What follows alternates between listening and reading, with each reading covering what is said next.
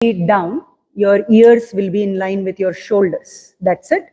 And along with that, your hips reaches up and then reaches back. Hold on.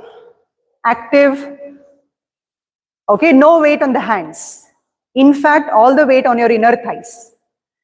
Tip of the fingers. So no weight on the hands.